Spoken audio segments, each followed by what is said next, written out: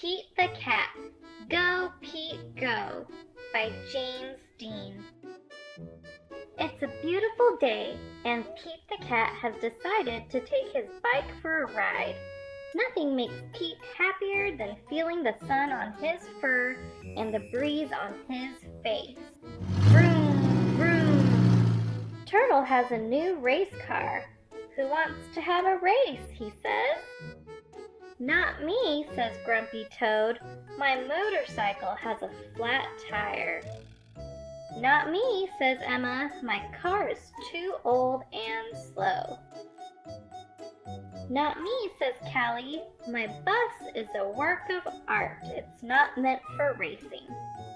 I'll race you, says Pete, knowing how much Turtle likes to race. But your bike has no motor, says Turtle. My race car is super quick. I'll win for sure. That's okay, says Pete. I just want to try my best and have fun. Everyone is excited for the big race. On your mark, get set, go, Callie shouts. Turtle steps on the gas pedal and vroom, zooms away. Pete waves goodbye and then pedals off.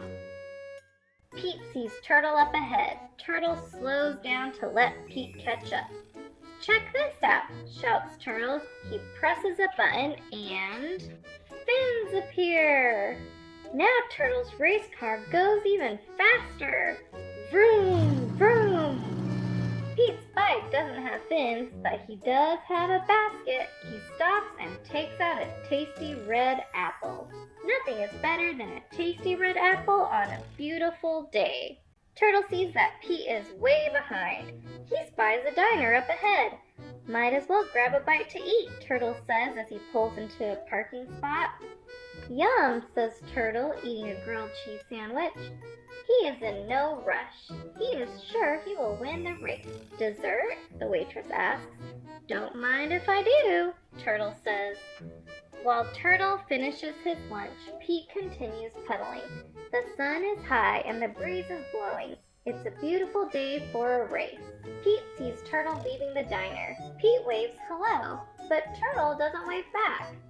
Turtle just jumps in his car and peels off.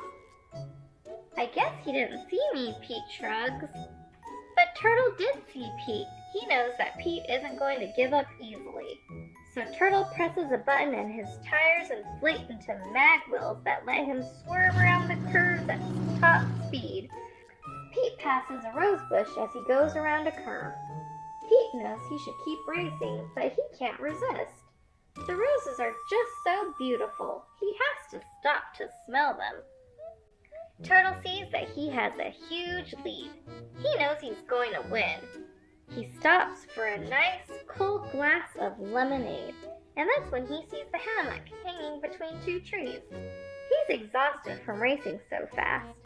He figures a quick nap will help him in the home stretch. Pete pedals past and sees Turtle sleeping. That's cool, Pete thinks as he rides by as quietly as he can. Turtle must really be tired. I'm glad he's getting some rest.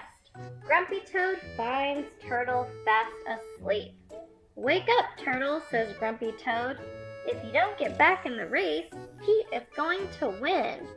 That's impossible, says Turtle, thinking it must be a joke, but it's no joke.